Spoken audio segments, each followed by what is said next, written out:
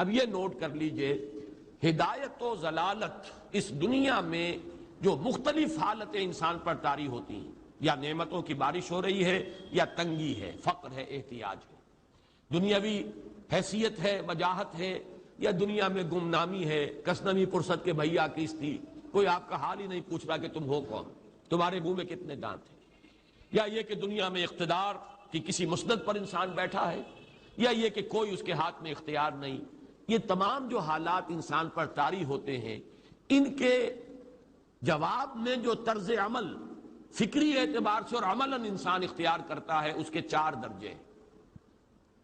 پہلا درجہ ہے انتہائی گمراہی، ضل ضلالا بعیدا۔ وہ کیا ہے؟ اگر عزت ہوئی، نعمتیں ملی، فلاں دیوی یا دیوتا کی نگاہ کرم ہے، اس کی کرپا سے یہ ہو گیا، اور اگر کوئی تکلیف آ گئی، مصیبت آ گئی، معلوم ہوتا ہے کہ فلاں دیوی یا دیوتا ہم سے ناراض ہو گیا، یہ کالی دیوی کی طرف سے کوئی مصیبت آ گئی ہے، یا یہ کہ یہ لکشمی دیوی کی نگاہ کرم ہے کہ ہمیں دولت مل گئی ہے۔ یہ تو ہے شرک۔ شرک ہونے کے اعتبار سے یہ ہے ضل ضلالا بعیدا، انتہائی پستی۔ اس پستی سے اوپر آئیں گے تو توحید کی پہلی منزل ہے۔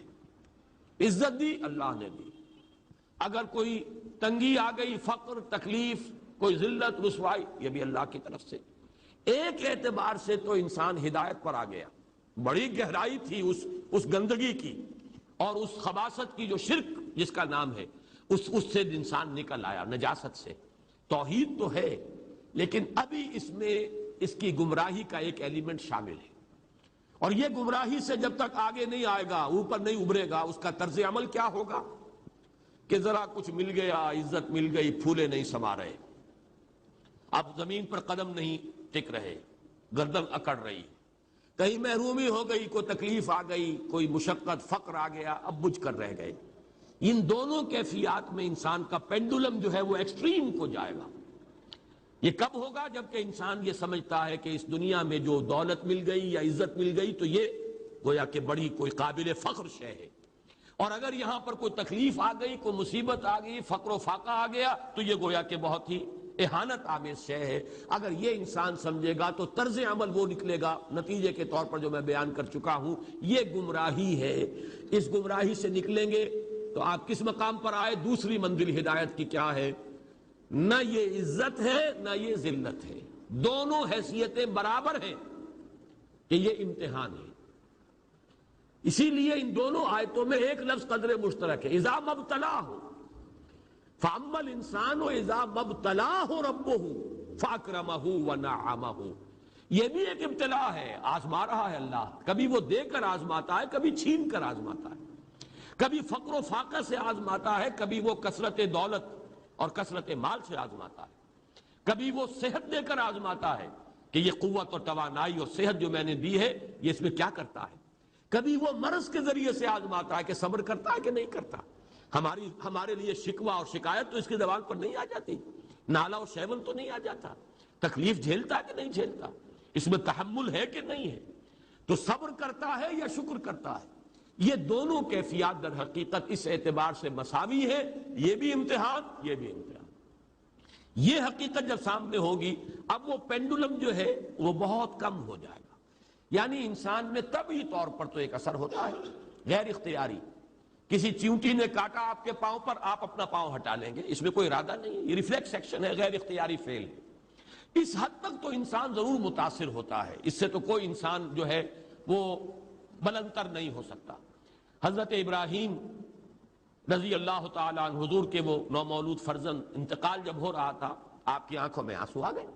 اب یہ ایک طبعی اثر ہے، ایک فعل ہے، انفعالی کیفیت ہے جو بالکل طبعی ہے، لیکن یہ نہیں کہ اس کی وجہ سے انسان کی زبان پر کوئی شکوہ آ جائے، کوئی شکایت آ جائے، یہ نہیں ہوگا، یہ ایمان کے منافی ہے۔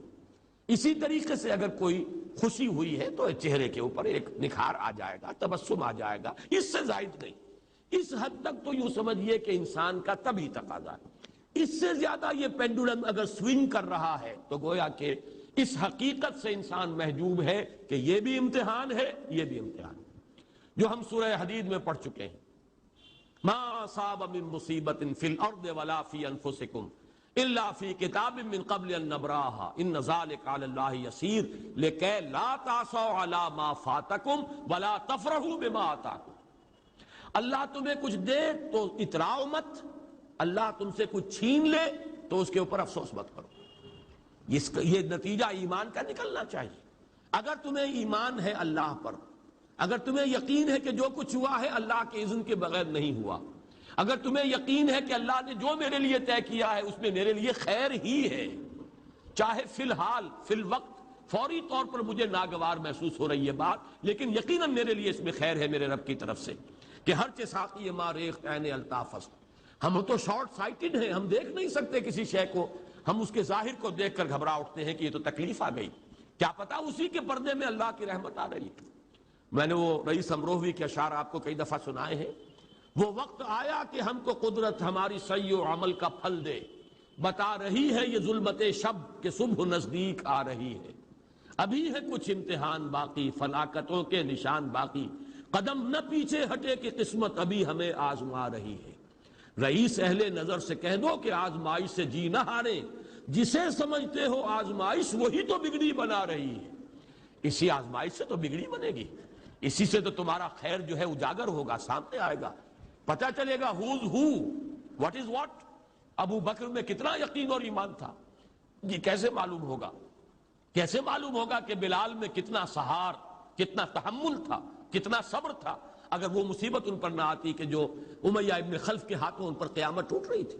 تو یہ ساری چیزیں جو ہے ما اصاب من مصیبت فی الارض ولا فی انفسکم الا فی کتاب من قبل ان نبرأ ان ذلک علی اللہ یسیر لکی لا تعصوا علی ما فاتکم ولا تفرحوا بما آتاکم واللہ لا یحب کل مختال فخور۔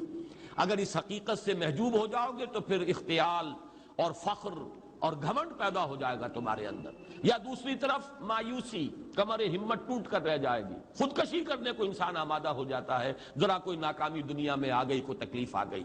یہ ہے در حقیقت تیسری منزل، ہدایت کی دوسری سیڑھی۔ پہلا کیا تھا؟ نہایت ضل ضلالا بعیدا، کوئی خیر مل گیا تو کسی دیوی کی نگاہ کرم، کوئی تکلیف آ گئی تو کسی دیوتا کی ناراضگی، یہ تو ہے ضل ضلالا بعیدا۔ اس سے اوپر آئے، یہ پہلی سیڑھی ہدایت کی ہے۔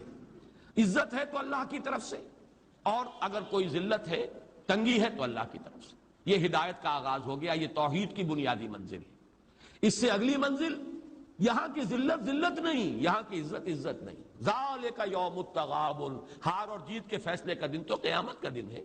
وہاں معلوم ہوگا جس کو اس روز عزت ملی وہ عزت والا ہے، جو اس روز ذلیل ہو گیا وہ ذلت والا ہے۔ یہ تو امتحان ہے، دار الامتحان ہے۔ خلق الموت والحیات لیبلوکم ایکم احسن عملا، یہ تو دار الامتحان ہے۔ امتحان ہونے کے ناطے دونوں برابر ہیں۔ اس سے اوپر ہے ایک چوتھی منزل، ہدایت کی تیسری منزل۔ وہ کیا ہے؟ عام طور پر انسان یہ سمجھتا ہے کہ یہ جو آزمائش ہے تنگی کی اور فقر و فاقہ کی، یہ سخت تر آزمائش ہے، اور نعمتوں کی بارش ہو تو یہ آسان آزمائش ہے۔ یہ بھی ابھی گمراہی کا ایک پرت جو ہے اس کی باقی ہے۔ ابھی ہدایت کا جو کامل جو ہوگا انکشاف، وہ کب ہوگا؟ جب انسان اس حقیقت کو جان لے کہ جہاں وسعت ہو، جہاں کثرت ہو، وہ زیادہ بڑا امتحان ہے، سخت امتحان ہے، بجائے اس کے کہ اگر قلت ہے، کمی ہے، یہ کم تر امتحان ہے، یہ کم بھاری امتحان ہے۔ کیوں؟ کہ اگر آپ کے پاس کثرت ہے، آپ کے اندر غفلت پیدا ہو جائے گی، کثرت کا لازمی نتیجہ غفلت ہے، اور اگر قلت ہے، بمشکل گزارا ہو رہا ہے، تو اللہ یاد رہے گا، راتوں کو گڑ گڑائیں گے۔ آسائش میں اللہ کو بھول جانا زیادہ ممکن ہے بلکہ متوقع ہے، اور تکلیف میں اللہ کا یاد آنا زیادہ متوقع ہے۔ اس میں انسان فریاد کرتا ہے، اللہ سے دعا کرتا ہے، تو کون سی چیز نتیجے کے اعتبار سے بہتر ہوئی؟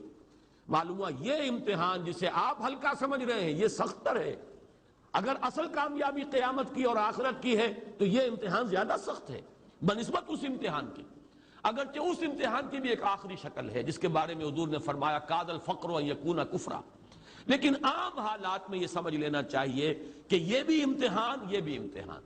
لیکن اگر تنگی ہے، اس کے لیے بھی حدیث بڑی پیاری ہے، حضور نے فرمایا ما قل و کفا خیر مما کثر و الہا، اگر کم ہو لیکن کفایت کر جائے، ضرورت پوری ہو گئی، پیٹ کو جتنا درکار تھا جسم اور جان کا رشتہ برقرار رکھنے کے لیے اتنا مل گیا، نہیں کوئی کئی کورسز کے ڈنر کھائے ہیں، نہیں کوئی اس کے اندر جو ہے لذت ہے، لیکن یہ کہ بنیادی ضرورت پوری ہو گئی، کسی کے سامنے ہاتھ نہیں پھیلانا پڑا، کسی کے سامنے عزت نفس کو ہتھیلی پر رکھ کر پیش نہیں کرنا پڑا، ما قل و کفا، جو کم ہے لیکن کافی ہے، خیر وہ کہیں بہتر ہے اس سے، مما کثر والہا، جو ہو تو بہت لیکن اس سے غفلت طاری ہو جائے۔ الہاکم التکاثر، یہ تکاثر تو انسان کو غفلت کے اندر مبتلا کر دینے والی شے ہے۔ یہ ہے اصل میں کہ جس کے لیے تاریخی اعتبار سے نوٹ کر لیجئے واقعہ، امام احمد ابن حنبل رحمہ اللہ، ان کی تاریخ کا، ان کی زندگی کا یہ واقعہ بہت ہی سبق آموز ہے۔ خلق قرآن کے مسئلے پر جب خلافت بنی عباس کے دوران ان پر تشدد ہو رہا تھا، مارا جا رہا تھا، جیل میں تعذیب، پرسیکیوشن، وہ مار ماری جا رہی تھی جس کے بارے میں آتا ہے کہ اگر ہاتھی کو بھی وہ مار ماری جاتی تو وہ بھی بلبلا اٹھتا۔ اس وقت کبھی ان کی آنکھوں میں آنسو نہیں آئے، ایک صبر اور ثبات اور استقلال کا پہاڑ کھڑا جھیل رہا۔ پھر وہ حکومت تبدیل ہو گئی، اب وہ جو خلیفہ وقت ہیں وہ خود اس مسئلے میں ان کے ہم خیال ہیں، اب انہیں جیل سے تو نکال دیا گیا۔ اس کے بعد یہ کہ ایک وقت آتا ہے کہ دارالخلافہ سے اشرفیوں کی ایک تھیلی لے کر ایک شخص آتا ہے کہ یہ خلیفہ نے آپ کو ہدیہ بھیجا ہے، نذرانہ ہے، اس پر رو پڑے اور یہ عرض کیا بارگاہ خداوندی میں، پروردگار میں اس آزمائش کے قابل نہیں ہوں، یہ آزمائش کہیں سخت ہے، یہ سنہری آزمائش، وہ پہلی آزمائش، اس کو ریزسٹ کرنا جو ہے، ٹیمپٹیشن کو ریزسٹ کرنا، یہ کہیں مشکل ہے اس پرسیکیوشن اور اس تشدد کو برداشت کرنے سے۔ تو یہ خاص طور پر یہ نمایاں نشان ذہن میں رکھیے۔ تو ان آیات میں کہ جو نہایت اہم ہے یہ دو آیتیں قرآن مجید کی، بظاہر سوال آتا ہے کہ اس میں حرج کی کون سی بات ہے؟ اللہ تعالیٰ معز ہے، اللہ تعالیٰ مذل ہے، تعز من تشاء و تذل من تشاء بیدک الخیر، یہ سورہ آل عمران میں آیت آئی کہ نہیں آئی؟ لیکن یہ کہ اصل میں یہ چار درجے ذہن میں رہنے چاہیے۔ اگر آسانی ہو، عزت ہو، دولت ہو، فراوانی ہو تو کسی دیوی کی نگاہ کرم یا دیوتا کا کرم، تکلیف ہو، مصیبت ہو تو کسی دیوی یا دیوتا کا اظہار غضب، ناراضگی کا مظہر۔ اس سے اوپر آئے جو عزت دی ہے اللہ نے دی ہے، مجھے اللہ نے باعزت کر دیا دنیا میں، اور یہ ذلت اللہ نے مجھے ذلیل کر دیا، اس کے اعتبار سے یہ ہدایت ہے، توحید تو آ گئی، لیکن ابھی گمراہی کا ایک ایلیمنٹ شامل ہے۔ وہ گمراہی کیا ہے کہ نہ یہاں کی عزت عزت ہے، نہ یہاں کی ذلت ذلت ہے۔ وہ جو بھی سردی گرمی اور نرمی سختی، ان تمام کو جو ہے وہ برابر رکھو کہ دونوں جو ہے یہ آزمائش کی کیفیتیں برابر ہیں۔ یہ ہو گئی گویا کہ اس سے ایک درجہ بلند۔ ابھی اگر ذہن میں آپ کے یہ ہے کہ یہ فراوانی اور دنیا میں نعمتوں کی بارش اگر ہو رہی ہو تو اس کو سمجھنا کہ یہ ہلکی آزمائش ہے، اور اگر فقر و فاقہ ہو، تنگی ہو، گمنامی ہو اور دنیا کے میں کوئی حیثیت اور اہمیت حاصل نہ ہو تو یہ گویا کہ زیادہ سخت امتحان ہے، تو ابھی گویا کہ گمراہی کا ایک ایلیمنٹ موجود ہے۔ حقیقت منکشف ہوگی جبکہ یہ بات واضح ہو جائے کہ یہ امتحان جو ہے نعمتوں والا امتحان یہ سخت تر ہے، اور فقر اور احتیاج والا امتحان یہ نسبتاً آسان ہے۔ اس میں اللہ کی طرف رجوع کی توقع زیادہ ہے، اس میں غفلت کا اندیشہ زیادہ ہے۔